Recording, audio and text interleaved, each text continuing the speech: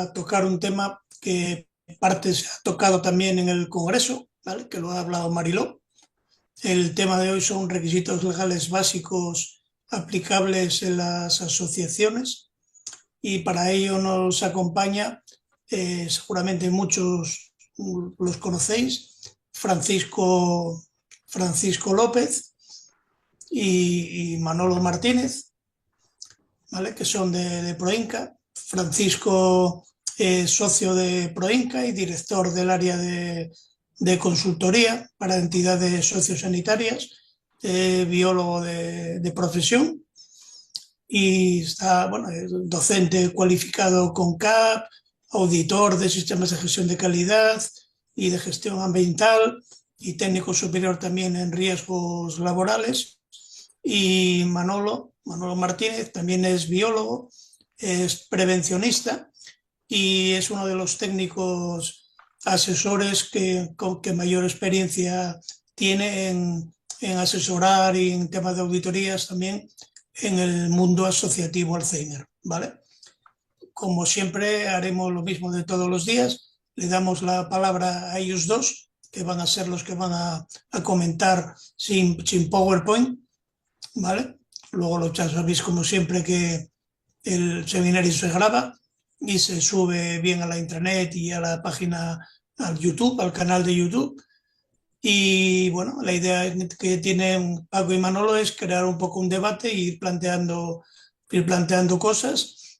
Y como a diferencia de otros días que dejamos las preguntas para el final, en este caso, si van surgiendo dudas de algunos de los temas que van tratando, pues creo que podéis levantar la mano o ponerlo en el chat y de esa manera, bien Paco, bien Manolo, van contestando a las dudas que tengáis. Así que, chicos, todos vuestros. Bueno, gracias, Roberto. Bueno, bienvenido a todos. Veo que tenemos a un público y es de agradecer. Agradecerle a Confianza la oportunidad que nos da de participar aquí y a los asistentes que creo que algunos creo que lo conocemos o lo debemos de conocer o nos hemos tratado en anteriores ocasiones. El espíritu, hablándolo con Manolo esta mañana, el espíritu de la charla es que sea activa, ¿no? Para alejarnos de esos conceptos de tedio y de, bueno, cierto desinterés que pueden generar los requisitos legales. Nada más lejos de nuestra intención. Vamos a intentar dar una charla concreta, centrada en la aplicabilidad a un centro de Alzheimer que conocemos muy bien y de diferentes aspectos o disciplinas. Probablemente es una lista que no es exhaustiva, pero de diferentes aspectos de ámbito legal que inciden directamente en la gestión de un centro, ¿no? Nosotros como empresa, Proinca se dedica al asesoramiento de aquellas normas o requisitos legales que pueden afectar a una empresa, una entidad, una organización, en última instancia una AFA, ¿no?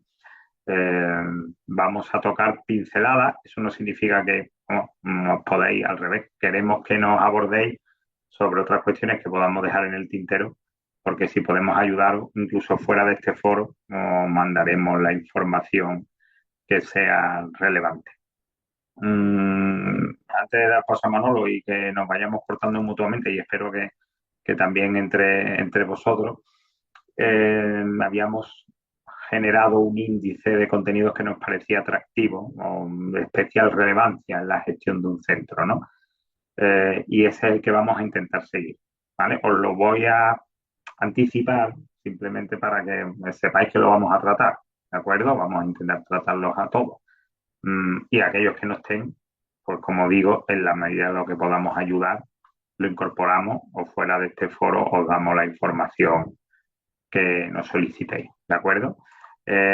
Queremos empezar, como habíamos articulado 5 o 6 puntos. El propio debate de esta reunión nos permitirá llegar más lejos o menos. El primero, vamos a tocar todo lo referido a prevención de riesgos laborales, seguridad y emergencia, ¿vale? Tanto por la parte de los conceptos de prevención al uso que todas las entidades y empresas pueden o deben tener, como todo lo vinculado a los ejercicios de simulacro, emergencia, plan de autoprotección que afectan a los centros de Alzheimer, ¿verdad? Y después también vamos a dar alguna pincelada sobre las revisiones por OCA, ¿vale? Las revisiones que la ley establece para ciertos aspectos y que afectan a un centro, ¿no? Por un organismo de control autorizado, una OCA. Pero queremos también tocar cuestiones de seguridad alimentaria, creo que son importantes en un centro como el que nos puede estar oyendo, de seguridad alimentaria, de planes de higiene, sistema de autocontrol, tanto por parte de comedores propios, colectividades, catering, pero de alguna manera a todos puede interesar. Vamos a incidir en un tercer punto en la normativa, pues que además acaba de cambiar radicalmente en materia de legionela, quizás mucho, porque el cambio es tan radical que ya muchos estáis adaptados o lo conocéis o habéis sido advertidos de los cambios en esta materia, en el control de legionela en los centros. Queremos continuar con temas vinculados a igualdad. Hay también mucha publicidad al respecto, ¿no? Los famosos protocolos de acoso, que es probable que hayáis recibido mucha información de diferentes agentes por correo electrónico, acciones comerciales,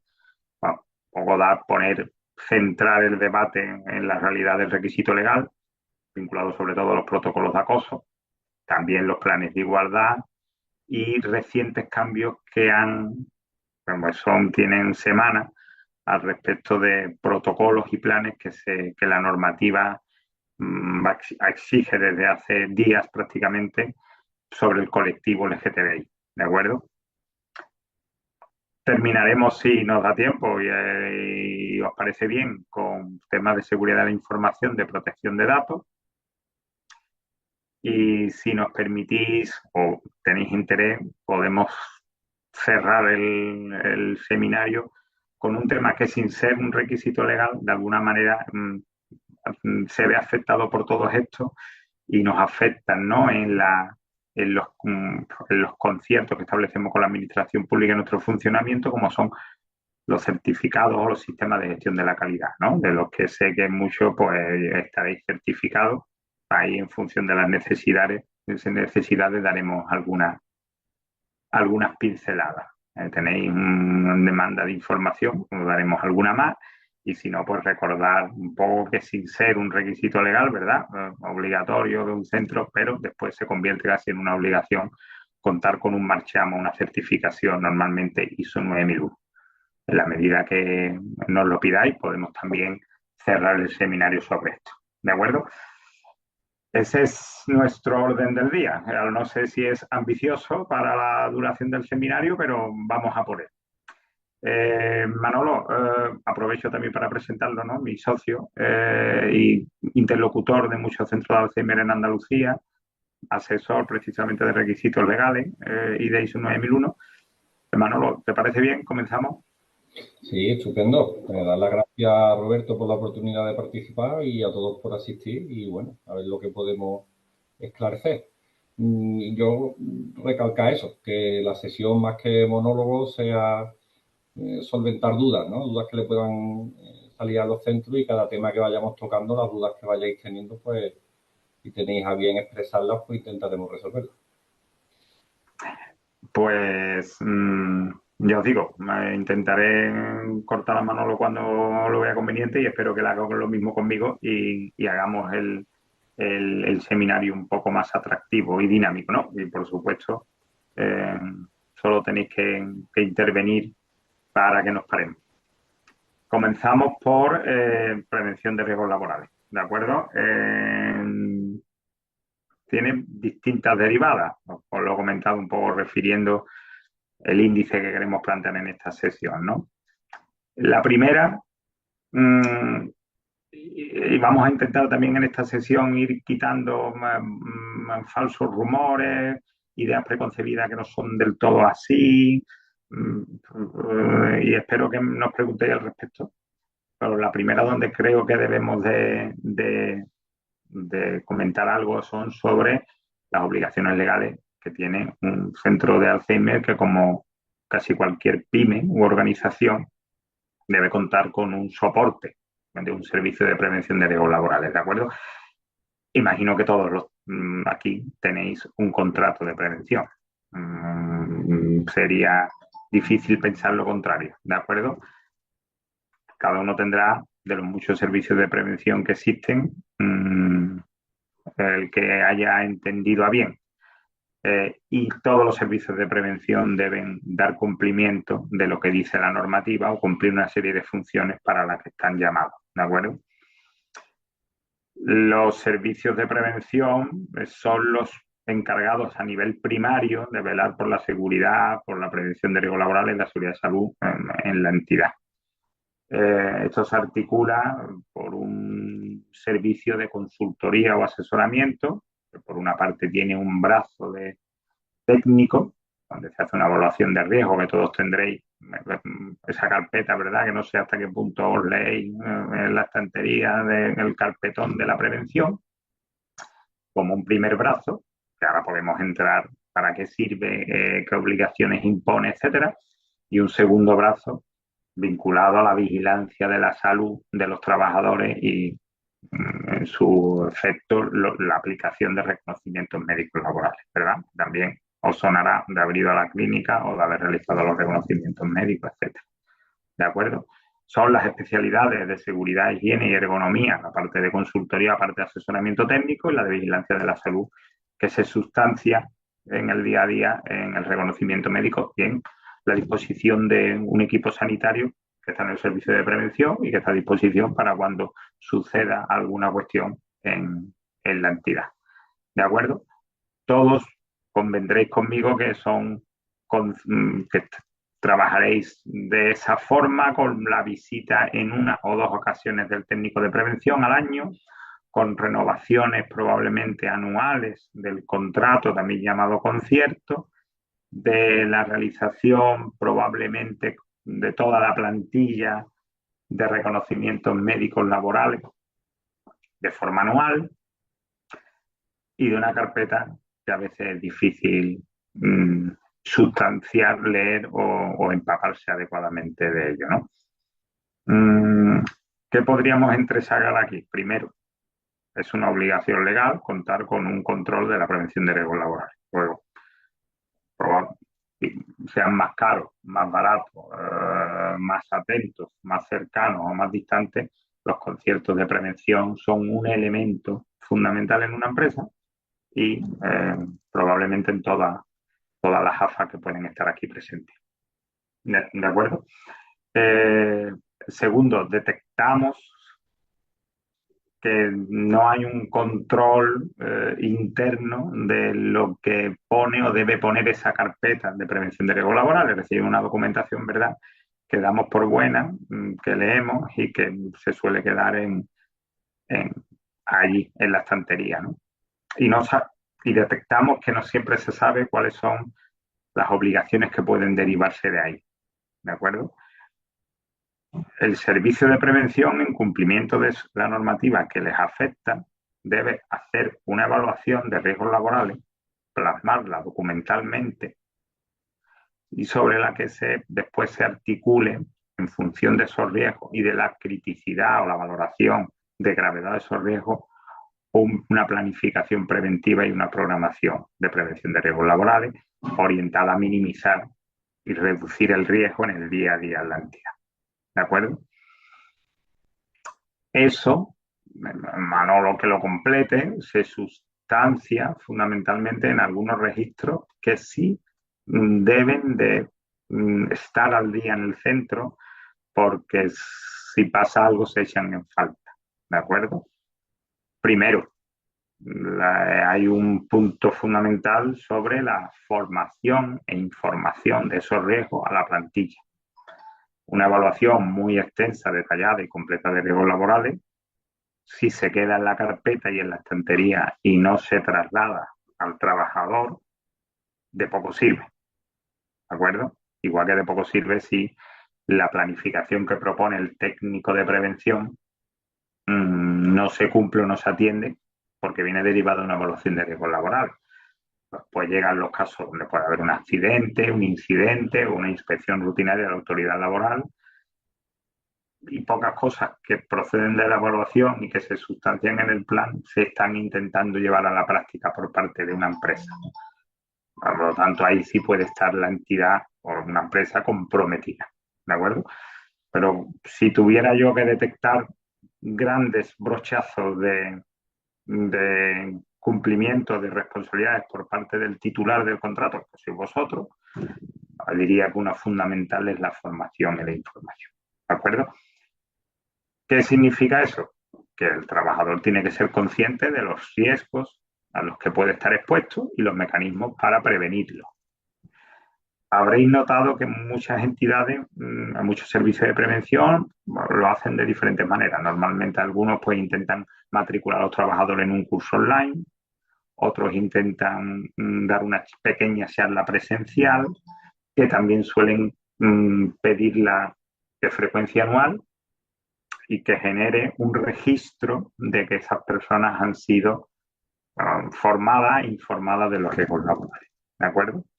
Eso también es importante para el servicio de prevención porque es una de sus obligaciones, formar e informar, claro. Pero tampoco, sin la complicidad del cliente, no pueden secuestrar a los trabajadores, ¿no? Entonces ahí se une la obligación legal que aparecerá en alguna cláusula del contrato del servicio de prevención con el cliente de que son sus funciones, pero también hay que ayudarles a que se pongan en práctica, ¿vale?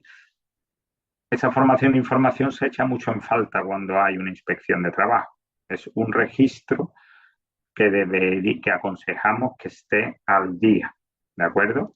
Porque si pasa algo y no hay formación, normalmente el expediente puede acabar en una sanción. Entenderéis que es razonable, ¿verdad? Entonces, deberíais atender el interés del servicio de prevención en formar y si no aparenta que lo tiene, llamarlos proactivamente, ¿de acuerdo? Creo, Manolo me corrige, que esa formación no está determinada en su duración en horas, en su modalidad o más allá de que tiene que ser específica de los riesgos de cada puesto. Fijaros, cuando normalmente algunos servicios de prevención dan una charlita global para toda la plantilla o un curso online que es el mismo para todos, la ley lo que está pidiendo es una formación específica de los riesgos por puesto. Y a lo mejor, pues un administrativo de un centro de Alzheimer o el director no tiene los mismos riesgos aplicables que la cocinera o que la trabajadora social o que un auxiliar, ¿de acuerdo? Entonces, ese registro deberíais o debería de ser atendido. Y la formación no está especificada en su modalidad, como digo, en su duración y demás. Sin embargo, nuestra experiencia con la inspección de trabajo es que suelen valorarla, ponderarla cuando es presencial. El resto es difícil de justificar, se puede hacer y no hay nada que lo impida, pero a veces es difícil de justificar que sea una formación específica y adecuada a la evaluación de riesgos laborales, que todo termina en esa evaluación de riesgo laboral que debe hacer un técnico de prevención de riesgos laborales del servicio de prevención. Bueno, Manolo. Sí, yo, bueno, añadí a lo que estás comentando varios aspectos. Bueno, el primero es que efectivamente esto es un tema del que nos acordamos únicamente cuando tenemos algo, ocurre alguna incidencia, alguna inspección de trabajo o accidente, ¿vale? Y que cuando nos acordamos nos sentimos muy perdidos. Lógico también, porque al final es un servicio que pagamos, que consideramos un quitamulta, que nos genera una carpeta que no abrimos y que cuando abrimos no entendemos. Bien, bueno, esa barrera yo en otro gremio me la creo, en el vuestro no.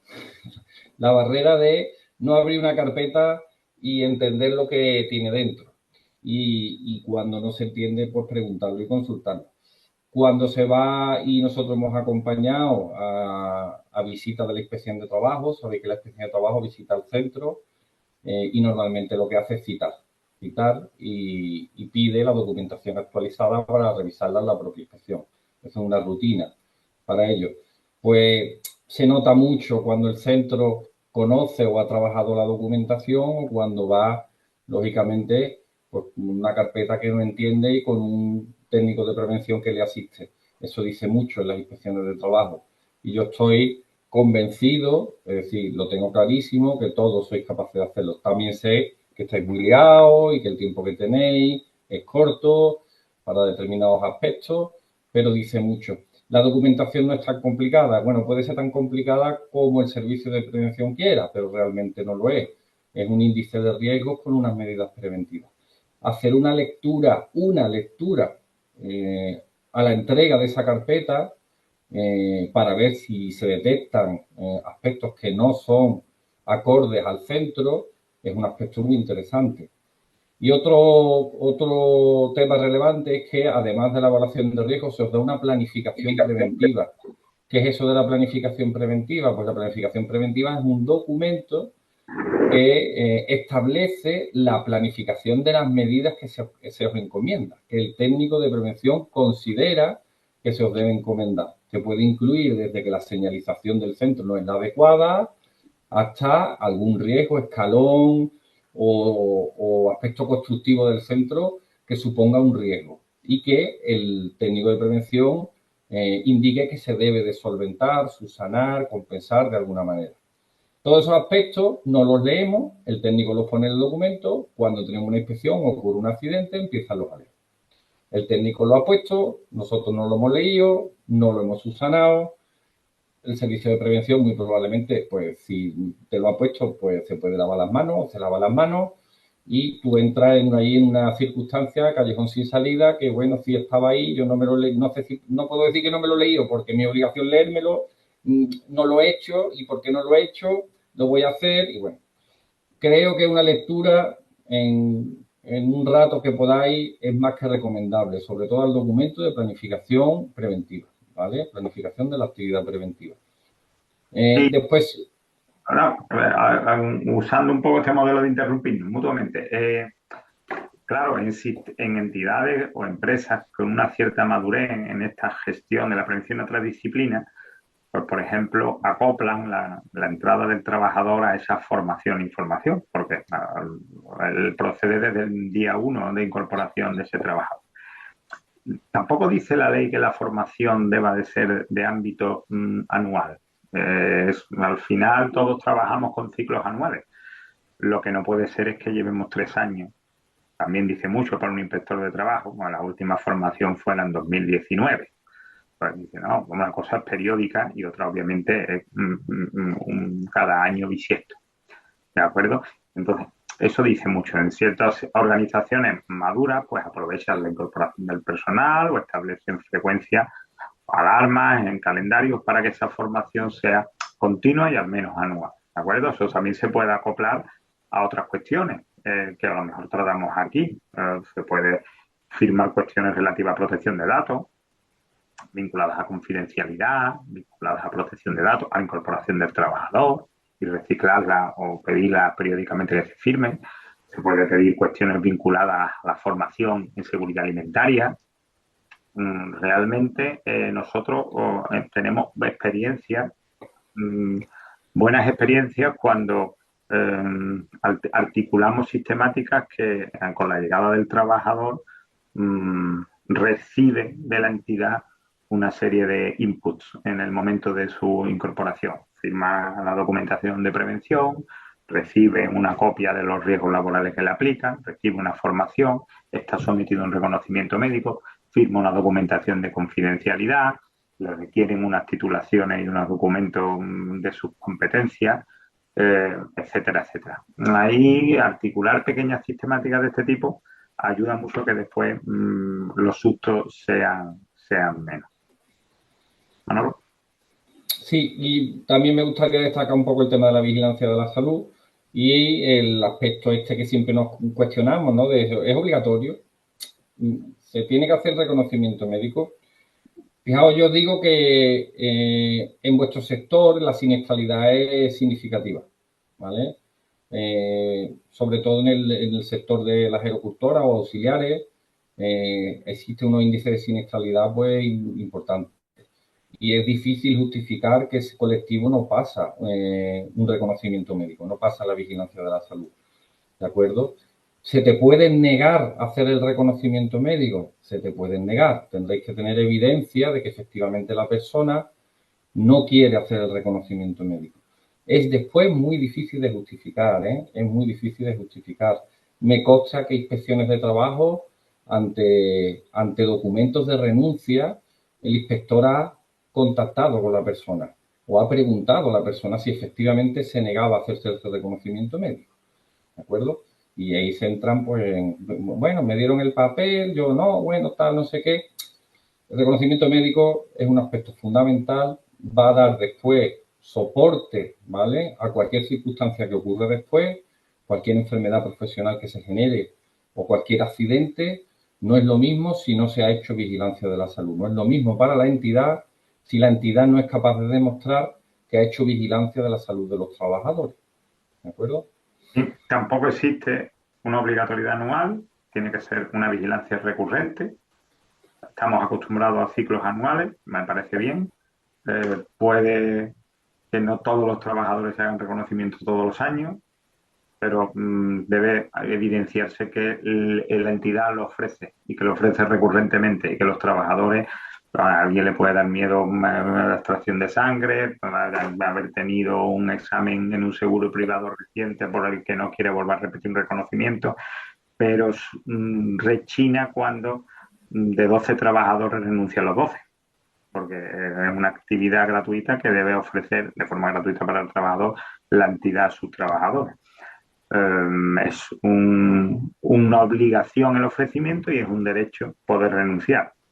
Igual que es muy importante por una entidad tener los registros, que porque al final todos son papeles, ¿verdad? Los registros que evidencian la formación, información de los riesgos a los trabajadores. Es muy importante tener los registros sobre la vigilancia de la salud, el certificado de aptitud que da el servicio de prevención cuando se pasa el reconocimiento, o en su defecto la documentación sobre el rechazo del trabajador al reconocimiento médico. O se tiene una cosa o se tiene otra y se debe tener recurrentemente.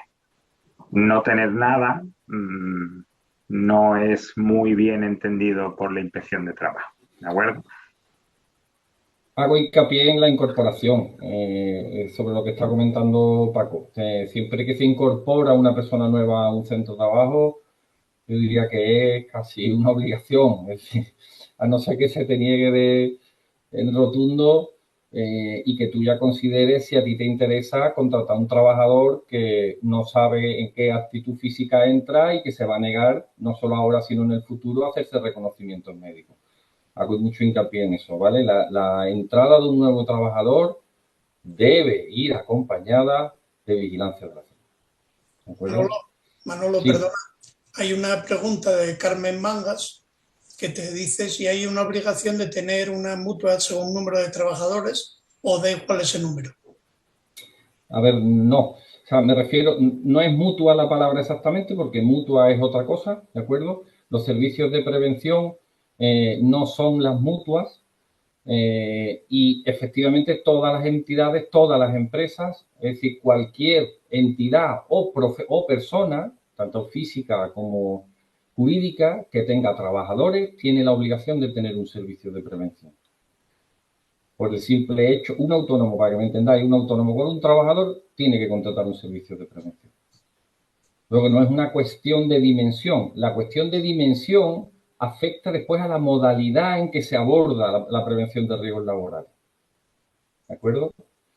Pero es diferente. Ya nos vamos a que empresas de mayor envergadura pueden asumir la prevención y establecer servicios de prevención propios, contratar a técnicos que puedan desarrollar esa actividad. Pero claro, estamos hablando de empresas que tienen ya unas capacidades económicas, organizativas y demás, y que el número de trabajadores ya hace necesario y incluso rentable tener la prevención desde dentro y crear un servicio de prevención propio.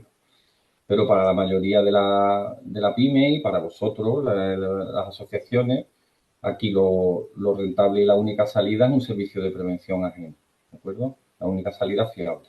Hay un experimento, perdón, Roberto, No, que también, te digo que también había otra pregunta de Araceli Rueda, de Lucena, si también sería necesario para profesionales que entran de sustitución. Correcto. Igual que el titular, ¿no? De cualquier profesional que entra. Y hago hincapié en eso, el profesional de sustitución y su vigilancia de la salud y la formación, como ha comentado Paco y ha resaltado Paco, son fundamentales. Además, perdona un momentito, Paco, además es el personal, a ver cómo lo digo, pero es el personal que tiene una mayor tasa o probabilidad de accidente, porque conoce menos el centro y el oficio, o está menos acostumbrado normalmente al oficio. Puede ocurrir que no, que venga de otro centro con experiencia pero es el personal que puede o es susceptible de tener accidentes con mayor probabilidad. Con eso no podemos rechazar que podemos empatizar con la situación de una sustitución de unos días, de una semana. Obviamente entendemos el posicionamiento de decir, bueno, una semana y al final reconocimiento médico vale un dinero, si hay que formarlo es tiempo y dinero, ¿no?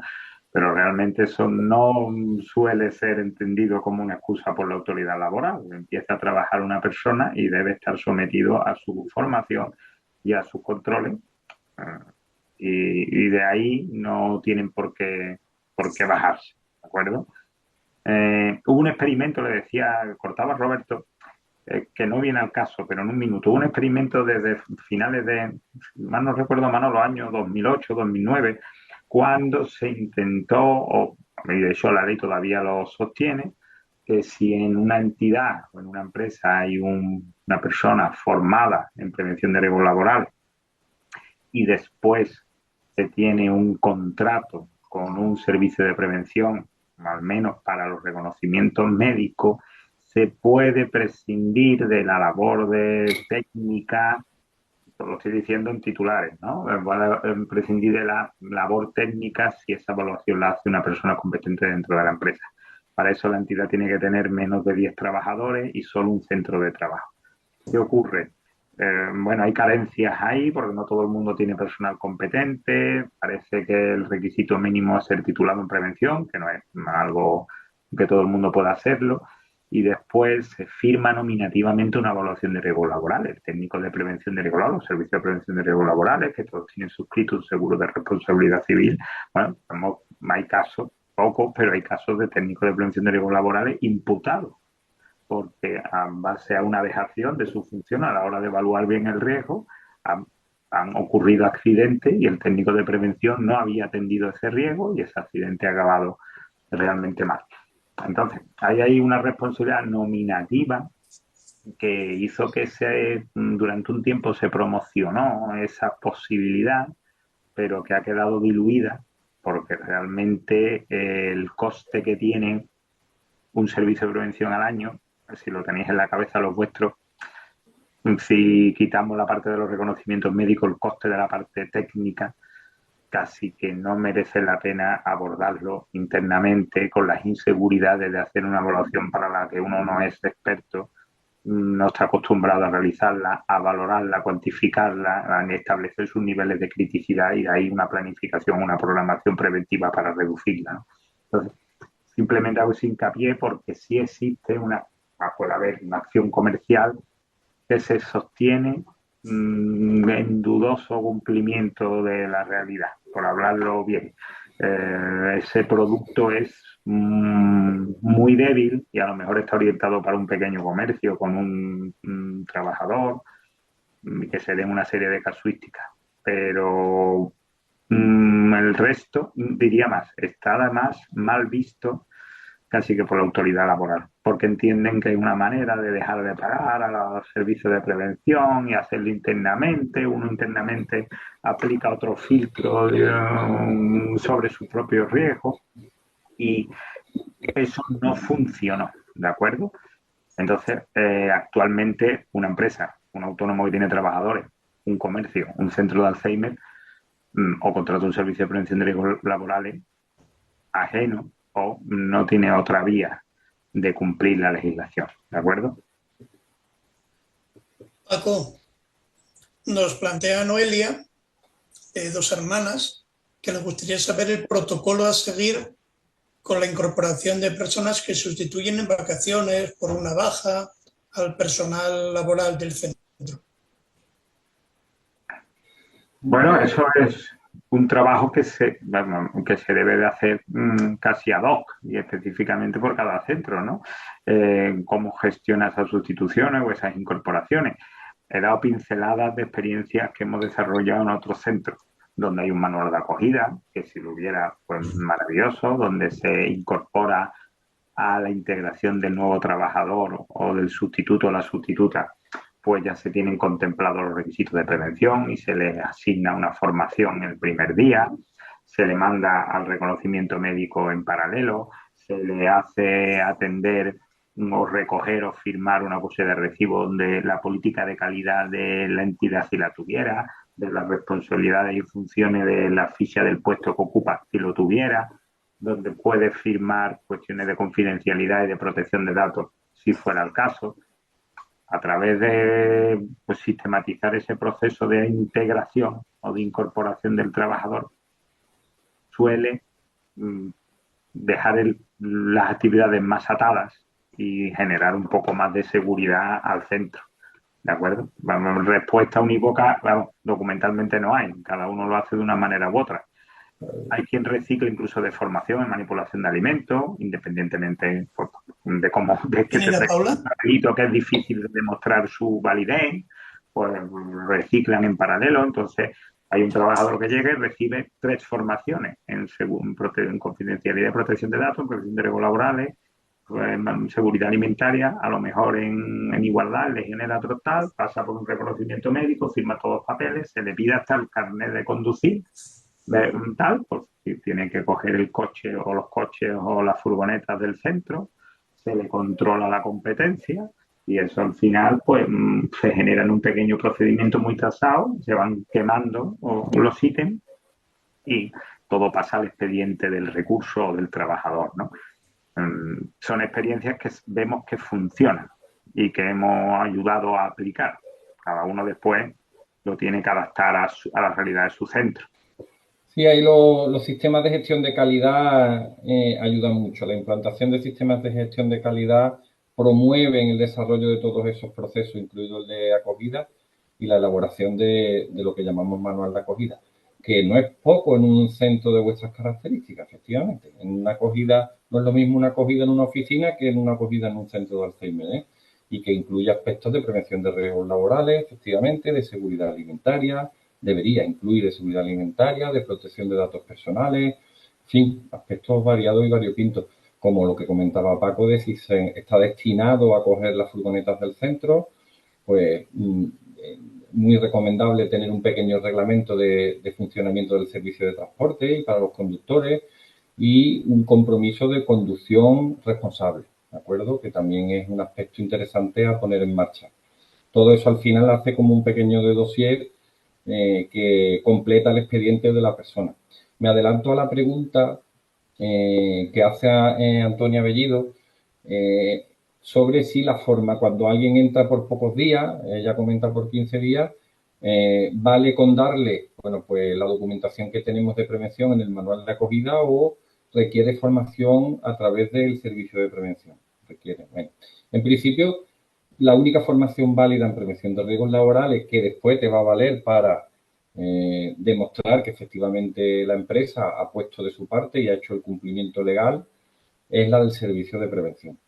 Aquí, en este caso muy particular, sí les digo un poco lo que comentaba o el criterio que marcaba Paco de la formación, ¿no? Que efectivamente la formación más válida, la formación más aceptada por la inspección de trabajo y demás es la formación presencial, porque es difícil justificar efectivamente que la formación online esté lo suficientemente ajustada a la realidad del centro. Es uno de estos casos en los que yo creo que es una buena herramienta la formación online.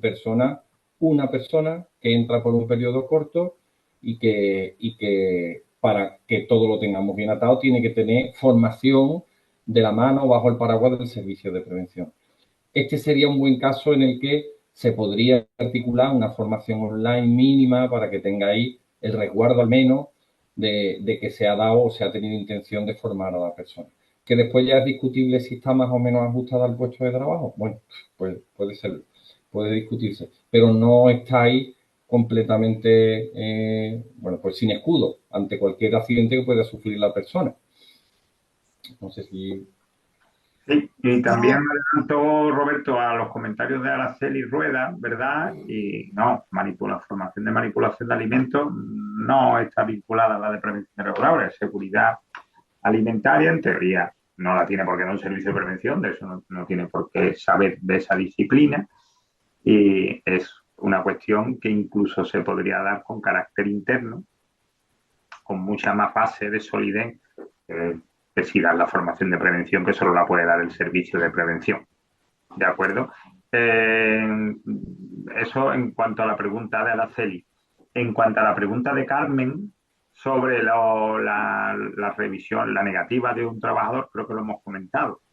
Para proteger a la asociación, una entidad, una empresa, pues tiene que tener el certificado de actitud del trabajador que pasa el reconocimiento, entendiendo que además lo pasa y el médico del trabajo, del servicio de prevención, le da la validez para el desarrollo de su función en su puesto, que no siempre ocurre, pero que normalmente es así, le da esa aptitud para seguir trabajando en ese puesto, pero, y si no, pues tiene que tener documentada, de forma documentada, la negativa. Solo servicios de prevención tienen una plantillita que suministra. Mira, el que no quiere hacerla, que firma aquí. El fulano de copa rechaza el ofrecimiento para o se niega a la realización del reconocimiento médico tal. Y ese es el resguardo que puede tener la asociación. Cuidado, porque cuando uno entrega 11 rechazos, renuncias, todos los años, de los últimos 3 años, una entidad con 11 trabajadores y entrega 11 renuncias, y eso lo ha hecho en los últimos 3 años, difícilmente la inspección de trabajo puede pensar que nadie quiere ver quién rechaza una vigilancia de su salud periódica para el trabajador gratuita. Eso puede rayar, ¿de acuerdo? Eso hay que tener mucho cuidado porque, ya te digo, Manolo lo ha contado muy bien. Pueden contactar con el trabajador a ver en qué grado le han animado a firmar eso. Entonces, para ahorrarse el dinero del reconocimiento, ¿no? Entonces, en fin, eso sí tenéis que tenerlo presente. Raquel pregunta si hay que imponerle al servicio, más o menos, ¿no? Su pregunta es si hay que imponerle al servicio la formación presencial o se puede dar online. Pues creo que Paco lo ha comentado al principio. En principio, la normativa no establece la modalidad. El tema está en que la formación, lo que se dice en la normativa es que debe ser específica de su puesto de trabajo, específica de su puesto de trabajo.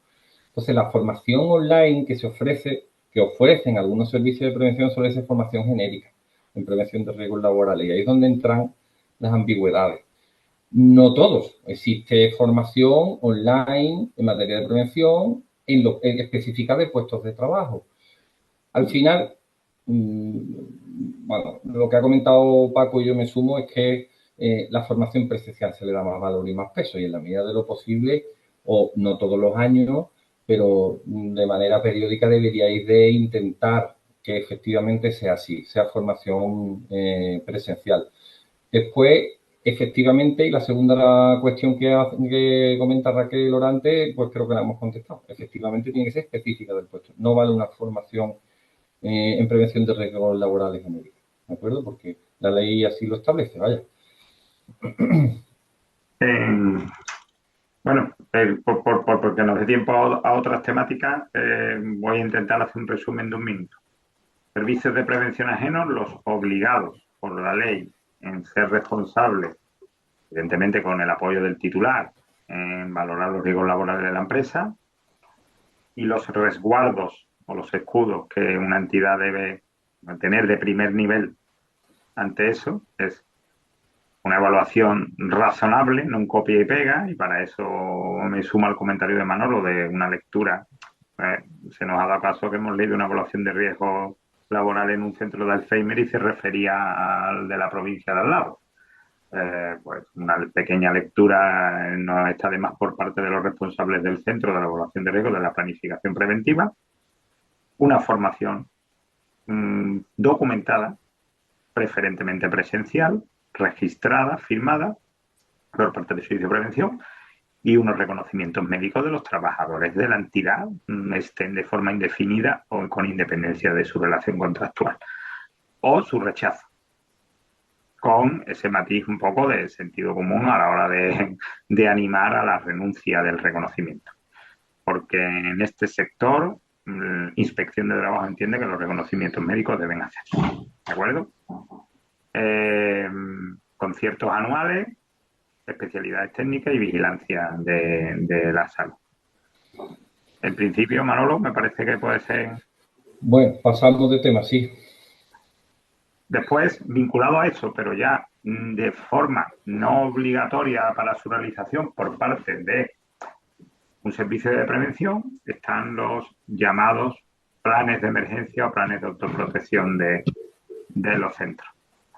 Manolo ahí completará mucho mejor que yo el discurso. Primero, lo puede realizar un técnico competente que pueda diseñar un plan de emergencia y autoprotección adecuado al centro. Existe una legislación que lo regula. Existe unas frecuencias de renovación o de actualización de esos planes.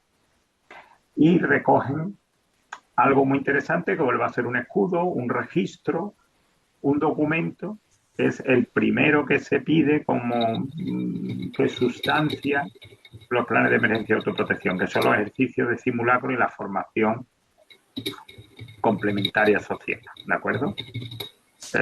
Si establecemos un plan de emergencia o autoprotección muy detallado, pero no lo damos a conocer de nuevo a los trabajadores mediante una pequeña sensibilización. De nada sirve tenerlo en la vitrina, en el cajetín, en el inicio de ahí, en la entrada del centro, si nadie sabe cómo actuar en caso de una emergencia o qué emergencias se analizan que pueden suscitarse en el centro, ¿de acuerdo? Entonces, el plan, Manolo lo puede ahora desarrollar un poco más y después, de forma recurrente, como siempre anual, se suelen realizar ejercicios de simulacro y formación asociada, que en teoría debe aplicar a toda la plantilla, ¿de acuerdo?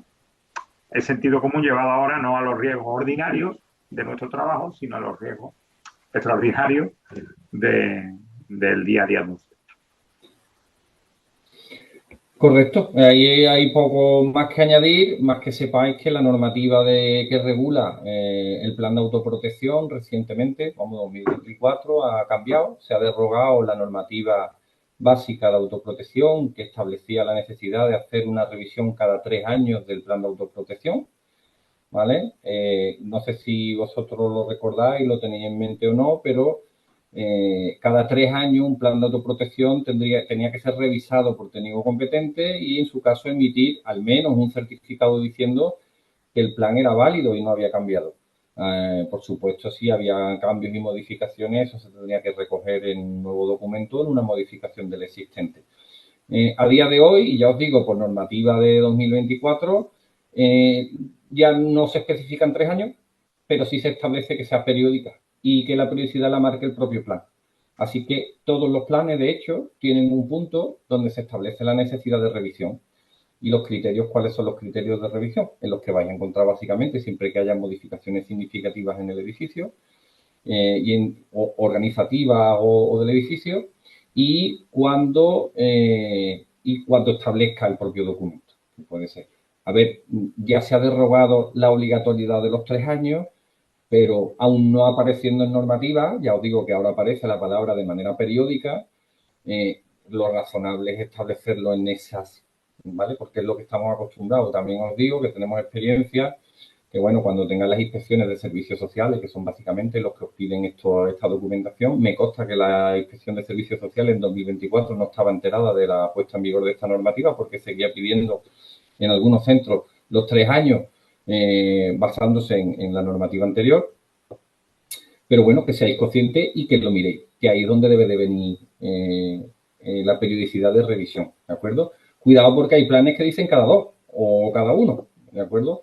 Y también es verdad que existe también un criterio un poco confuso que hace que la Inspección de Servicios Sociales todos los años pida un certificado de actualización del documento. También nos hemos encontrado. Aquí hay 3 requisitos básicos muy claros. Tener el documento y que esté actualizado ya sea porque se haya modificado las condiciones del edificio, organizativas o lo que sea, ¿de acuerdo? Que esté implantado, que es lo que se pide mucho también en las inspecciones de servicios sociales. ¿Qué significa que esté implantado? Pues se tiene que desplegar. El documento no es solo un documento para dejarlo en el cajetín a la entrada del centro, sino que el documento establece responsabilidades o debe establecer responsabilidades. Y el tema es que las responsabilidades, cuando hay rotación de personal en el centro, pues lógicamente hay que ir actualizándolas. Establece la necesidad de formación de manera periódica, que como bien dice Paco, se vincula a la tercera pata de la implantación, que es la realización de ejercicios o lo que llamamos simulacros, que también suelen ser periódicos y en este caso normalmente anuales, que es lo que la costumbre y lo que os van a pedir también de la Inspección de Servicios Sociales.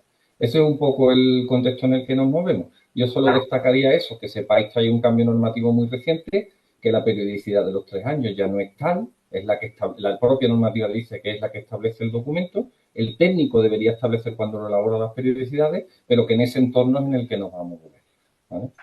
Claro, el simulacro se queda documentado en un informe sobre cómo ha salido, sobre qué ejercicio se ha realizado, quién ha participado, cuáles han sido las conclusiones, cuáles son las oportunidades de mejora del ejercicio. Eso no vale. Hicimos el simulacro, evidentemente tiene que tener un informe detrás. Respecto a las responsabilidades, que a veces por la rotación del personal, bien dice Manolo, que quedan desactualizadas, los equipos de emergencia y de intervención en los planes son nominativos, con nombre y apellido y DNI. Nos hemos detectado planes de emergencia que todavía mantenían como responsable al director de un centro que dejó de serlo hace 8 años. Hemos detectado planes de emergencia que no habían atendido 4 obritas de ampliación o de reestructuración de espacios e instalaciones de los últimos 3 años. Se coge el planito originario de la construcción del edificio. Tenéis que tener cuidado con eso, porque igual que en temas de prevención, los conciertos, la formación, pues pasa una emergencia, ocurre un conato y ahí solo basta con ver las noticias para saber que, por desgracia, son centros en los que de vez en cuando ocurre. No tener el plan actualizado ya es una responsabilidad mayor y crítica para el titular. Mayor y crítica para el titular. Entonces, pasa cualquier cosa y sé que y ya estamos, bueno, recientemente no era de este sector, recordaréis todos la discoteca de Murcia, ¿verdad? Que ardió y demás, que si había plan, no había plan, quién firmaba el plan, si era competente, y después ahí llegan, entonces es poco probable que ocurra, ¿verdad? En una cuantificación de riesgo, pero su criticidad es muy alta. Entonces, ahí nosotros siempre recomendamos que se lea el documento, que se actualice, que se despliegue, como dice Manolo, y que se sustancie después en un ejercicio de valoración si el documento tiene sentido o no, que no deja de ser la formación y el ejercicio del simulacro asociado, ¿no? Nosotros es que nos hemos encontrado barbaridades. Entonces, es importante que el documento se adapte a la instalación, se adapte al funcionamiento de la entidad, se adapte a las personas que trabajan en él y se mantenga mínimamente vivo con esa formación, esa actualización y ese simulacro. ¿De acuerdo? Vamos a responder 2 preguntas que son la misma, básicamente, que son de Ana Checa y de Laura Valverde. Y efectivamente, el plan de autoprotección es responsabilidad del que ejerce la actividad, del titular de la actividad. Entonces, independientemente de quién sea la propiedad del edificio, el titular de la actividad es el que tiene que desarrollar su plan de autoprotección. Entonces, siendo del ayuntamiento, no exime. De hecho, los ayuntamientos tienen sus propios planes de autoprotección en sus centros. ¿De acuerdo? Sí hay que tener en cuenta que si el centro está en una instalación compartida, ¿vale? Compartida con algún otro servicio del ayuntamiento, efectivamente los ayuntamientos a veces pues tienen sus planes de autoprotecciones del edificio. Y eso puede englobar las actividades que se están desarrollando en el AFA. Pero hay que tener cuidado y asegurarse. el plan de autoprotección es de la instalación, del edificio. Cada edificio, cada instalación independiente tiene su propio plan de autoprotección. Existen casos en los que hay instalaciones independientes que hacen un plan de autoprotección conjunto. Sí, existen casos. Pero no suele ser el caso de unos ayuntamientos con edificaciones dispersas por el municipio. Cada edificación tiene su propio plan de autoprotección. Y después no me resisto a contestar una pregunta que, aunque viene del tema anterior, también es válido para este, en el que se nos decía que si la formación en prevención, y me lo llevo también a emergencia, hay que darla, o la vigilancia de la salud, los reconocimientos médicos, hay que llevarlo a cabo en el horario laboral. Y que si no se llevan a cabo laboral, entonces sí hay que pagar, ¿vale?, las horas. Bien, yo ahí solo puedo decir que tanto la formación en prevención y en emergencia como el desarrollo de la vigilancia de la salud están dentro del ámbito laboral. Y al estar dentro del ámbito laboral, consecuentemente, están dentro de la jornada laboral. ¿Se pueden hacer fuera de la jornada laboral? De acuerdo con el trabajador, se pueden hacer dentro de la jornada laboral. ¿Se debe de pagar o no pagar al trabajador esa hora adicional? Eso yo ya lo dejo en el marco del acuerdo de la empresa y el trabajador. ¿De acuerdo? Existe normativa regulatoria, no específica de este caso, pero que incide en este aspecto, en el que nosotros ya nos ponemos o instamos a que habléis con asesores jurídicos, ¿vale? Porque ya ahí nosotros de asesoramiento en normativa y derecho laboral no hacemos. Pero lo que sí tiene que quedar claro es que son de ámbito laboral y, por tanto, lo lógico es que estén dentro de la jornada laboral. Que por temas organizativos no se puede llegar a un acuerdo con los trabajadores, por supuesto. Bien, pues creo que cerramos capítulo, ¿no?, sobre los planes de emergencia, incidiendo en la importancia de tenerlo sustanciado en un plan vigente, firmado por un técnico competente. Quizá no hemos incidido suficiente en esto. No lo puede firmar cualquiera, por un técnico competente, que esté vigente, que esté actualizado, que responda a la realidad de las posibles emergencias que puede tener el centro y sus instalaciones, y que esté validado anualmente, validado a través de ejercicios de comprobación que no dejan de ser los simulados. ¿De acuerdo? Perdona, Paco, insisto por la pregunta de Antonio Bellido, que la obligación es del titular de la actividad, no de la instalación, ¿eh? La obligación de poner en marcha un plan de autoprotección es obligación del titular de la actividad. Y si el ayuntamiento nos ha cedido un espacio, no es el ayuntamiento el obligado a establecer un plan de autoprotección ahí, sino es la titular de la actividad que lo desarrolla. Otra cosa es que de mutuo acuerdo, y me consta que hay muchos ayuntamientos donde se ceden espacios y se cede el plan de autoprotección, porque el ayuntamiento ya ha adelantado ese trabajo o ya dispone de ese documento. Terminamos el capítulo, si te parece, Manolo, unas pinceladas sobre las OCA, Sí, que son requisitos legales de cumplimiento periódico, plurianual, que afectan a centros de Alzheimer en 2 o 3 aspectos fundamentales, que cada vez se piden más, que hay inspecciones al respecto y que la deben realizar, como digo, organismos de control autorizados. Igual que los servicios de prevención están homologados para hacerlo o autorizados para hacerlo, hay otras entidades que tienen una homologación que los hace organismos de control autorizados. correcto. Ahí lo que podríamos destacar a lo mejor son las que legalmente son exigibles directamente a un centro de vuestras características, que no son muchas, pero sí son importantes, que son, por ejemplo, la inspección de la instalación de baja tensión. Por ejemplo, el reglamento de baja tensión establece la necesidad de a todo local de pública concurrencia realizar una inspección por organismo de control autorizado cada 5 años.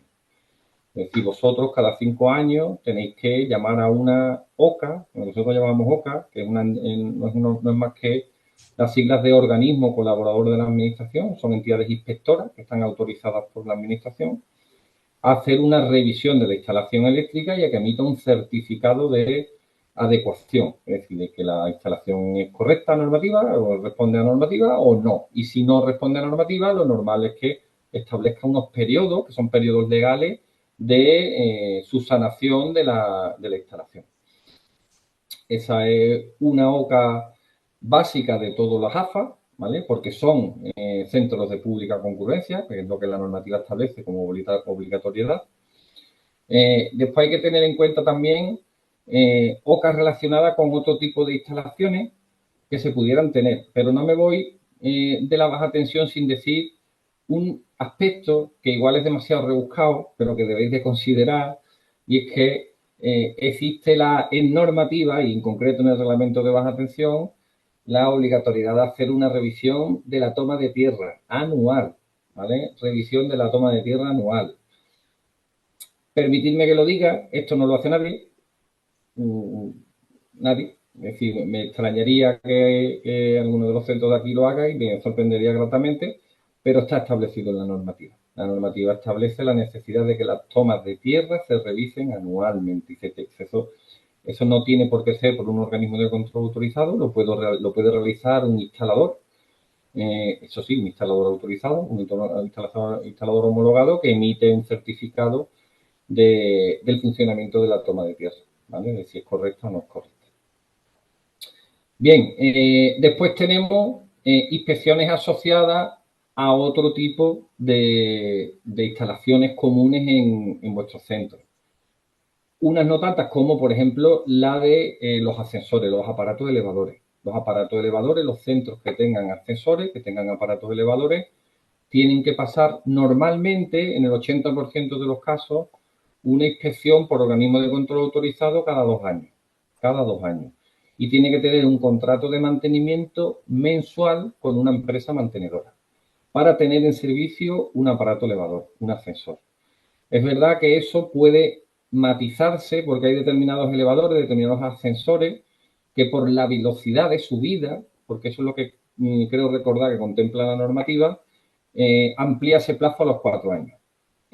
Las inspecciones cada 4 años. Pero la inmensa mayoría de los ascensores normales, pasan inspecciones cada 2 años por un organismo de control autorizado y además se debe de disponer de un contrato de mantenimiento mensual con una empresa mantenedora, en este caso, que va a emitir un albarán de mantenimiento mensual que debemos custodiar. Cuidado con esto porque los problemas con ascensores después se defienden teniendo esto en regla. Si no tenemos esto en regla, es difícil después defender ante el seguro y ante tal lo que ha ocurrido y que no es responsabilidad nuestra. Permitirme el chascarrillo de esos ascensores que tienen un cartel de fuera de uso, pero que a veces vemos en instalaciones que se usan perfectamente, ¿no? Bueno, ahora puede venir por aquí o por el déficit de este control, ¿no? Creo que queda una que afecta a los centros de Alzheimer, que es la relativa a contra incendios. Sí, bueno, que yo diría dos. Existen dos potenciales inspecciones que os afectan. Una es la de las calderas, ¿vale? Los centros que tengáis calderas, pues en función de la potencia de la caldera vais a tener la obligación de hacer alguna inspección. Creo recordar que es por encima de 70 kilovatios de potencia nominal, pues se debe hacer una inspección. La inspección depende de la potencia en cuanto a su periodicidad. Y eso ya es muy específico y sí hay que mirarlo en la normativa en función de las características de la propia caldera. No parece un tema menor, pero no lo es, ¿eh? No lo es, que las calderas son fuente de problemas. Iván, me consta y hay histórico de fuentes de problemas. Y digo lo mismo que anteriormente, que ante cualquier evento inoportuno, inesperado y desgraciado, si no hemos llevado a cabo un correcto mantenimiento e inspección de la caldera, pues esto es lo de siempre. No quiero ser yo tampoco el chascarrillo, pero que los seguros buscan la puerta entreabierta. En cuanto ven la puerta entreabierta, la cogen. Y bueno, pues que lo sepáis. Entendemos y somos conscientes del gasto que supone esto en los centros, pero es una carga normativa que os afecta. No salto a contraincendios sin antes deciros que determinados equipos de aire acondicionado, sobre todo los equipos de mayor potencia, en las instalaciones centralizadas, también requieren de una inspección de eficiencia energética periódica.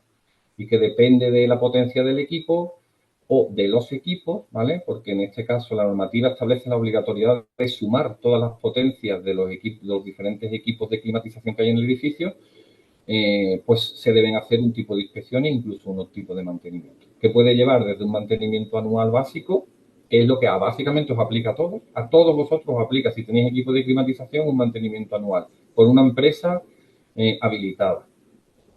Esto no se suele hacer, ¿eh? No se suele hacer y soy consciente, pero que sepáis que está ahí en la normativa. Al final lo que se suele hacer es que cada cambio de estación, si tenéis a alguien de mantenimiento o vosotros mismos, hacéis una limpieza de filtro, de limpieza del aparato por dentro y poco más. Pero normativa establece al menos una revisión anual por empresa habilitada. Y de ahí para arriba. Y de ahí para arriba, en función de la potencia, pues incluso se puede llegar a tener la necesidad de tener un contrato, ¿vale? Con empresa habilitada, con unas actividades concretas que marca la normativa, hasta incluso llegar a necesitar inspecciones de eficiencia energética, que aplican también a las calderas, porque está todo dentro de la misma normativa, que es el Reglamento de Instalaciones Térmicas de los Edificios, del RITE, que llamamos nosotros. Bien, sin meterme mucho más detalle, porque eso, claro, eso para cada centro es particular y depende del equipo instalado. También saco a colación lo que comenta Paco de las inspecciones para las instalaciones contra incendios. Las instalaciones contra incendios, desde una normativa relativamente reciente, si yo no recuerdo mal, desde 2018, requieren de pasar inspecciones por organismos de control autorizados. Cada 10 años. Esta se pasa cada 10 años. Depende de la antigüedad del edificio, había unos plazos para ir haciendo la inicial, lo que se entiende que es la inspección inicial. Esos plazos ya pasaron, porque la normativa es de 2008 y creo que daba 3 años de plazo en función de la edad del edificio.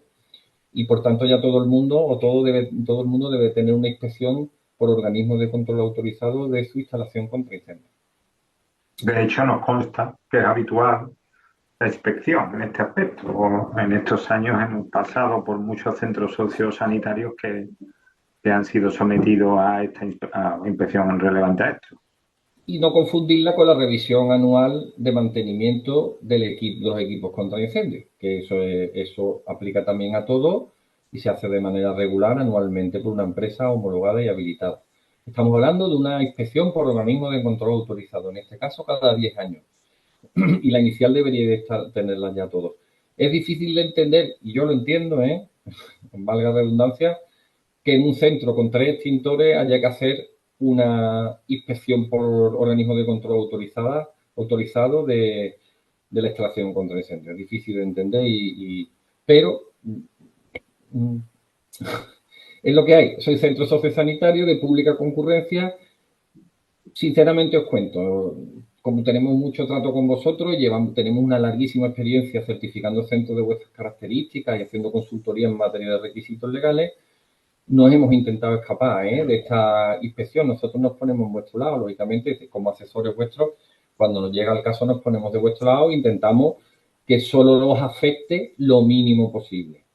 Y lo hemos intentado escaparnos de la obligatoriedad de hacer una inspección por organismo de control autorizado en los centros donde las instalaciones contra incendios son extremadamente sencillas, Hay cierta ambigüedad, no os lo voy a negar, hay cierta ambigüedad porque he visto decisiones de la inspección en un sentido y en otro, ¿vale? En un sentido y en otro, pero después de todo este tiempo, por el coste que tiene, que no es extremadamente alto, y menos para una instalación con 3, 4, 5, 6 extintores, 7 extintores, por el coste que tiene, yo aconsejo hacerla. Estamos hablando, me voy a equivocar no mucho, del entorno de los 250 euros, 300, 200, 250, depende del organismo de control y depende de la complejidad de la instalación. Pero bueno, es requisito legal ciertamente ambiguo. Tendría que desarrollar aquí mucho porque digo que es ambiguo, pero ciertamente ambiguo desde el punto de vista, lo digo rápidamente, desde el punto de vista en que a vosotros se os exige las características constructivas de un centro sanitario, en muchos casos, ¿vale? Eso lleva aparejado después toda una serie de aspectos y requisitos que se asocian a las características de vuestro centro. Y en las excepciones que marca la normativa para no tener que pasar una inspección por organismo de control autorizado de las instalaciones contra incendios, no está vuestro centro, vuestras características, no está claramente definido, por ser pública concurrencia, por el tipo de usuario que tenéis y por las características constructivas del centro, ¿vale? Y ya no quiero desarrollar esto mucho más. Y ahí incidir, apuntando la pregunta que hace Laura Valverde, incidir, todos tendréis un contrato con una empresa mantenedora. Eso no hemos detectado nosotros que no haya sido así en ningún centro del que hemos ido, ¿verdad? Y ahí estáis acostumbrada a que una vez al año pasa la entidad, revisa allí los extintores, en el caso que tengáis boca de incendio, las mangueras las revisa, la centralita de alarma y demás. Eso es de carácter anual. Lo que está hablando Manolo es un control ampliado, redundante sobre eso, que ya es por un organismo de control autorizado. ¿De acuerdo? Y una no me cosa, repito. Paco, Sí. perdonar una cosa, también por darle un poco ya casi al cierre, porque son las 6:20 casi. Te dije un tema, por ejemplo, yo creo que la gente se está un poco acongojando porque hay como requisitos que son muy claros para unidades de día, que es lo que realmente las inspecciones, cuando vienen a los centros, residencias, unidades de día, etcétera, es lo que piden. Pero luego están las asociaciones tipo 2 que tienen talleres que no reciben inspecciones, pero que por lo que interpreto de lo que estaba comentando Manolo hace un momento, como todos tienen la acreditación como centros sanitarios, sí serían de aplicación todas estas cosas que estáis diciendo, aunque no tengan inspecciones habitualmente, pero podrían que de repente venga uno y que diga extintores, calderas, calefacción, esto, lo otro, ¿no? ¿Estoy en lo cierto? Efectivamente, toda la normativa de lo que hemos hablado hasta ahora no es normativa asociada a la acreditación de centro y al tipo de Vale. centro que se está inscribiendo o acreditando, sino es normativa legal aplicable a cualquier tipo de centro con las particularidades, lógicamente, de ser un centro sociosanitario. Porque Vale. un tipo 2 y un tipo 3 son centros sociosanitarios, independientemente del tipo de acreditación o inscripción que manejen. Correcto. Con lo cual siguen acongojados. No, la intención no es la intención no es esa. No, la intención es hacerlo lo más legal posible. Bueno, y sobre todo que lo sepáis, ¿no? Yo siempre Ya. les digo, esto al menos lo sabéis y que no os coja desprevenido. Y después que hay que manejar, y yo lo entiendo, los recursos que tiene cada centro y las prioridades y las necesidades, pero sabiéndolo y sabiendo lo que os aplica, pues estoy seguro que podéis tomar decisiones en el futuro cada vez más acertadas. Hombre, y más ajustadas a la normativa.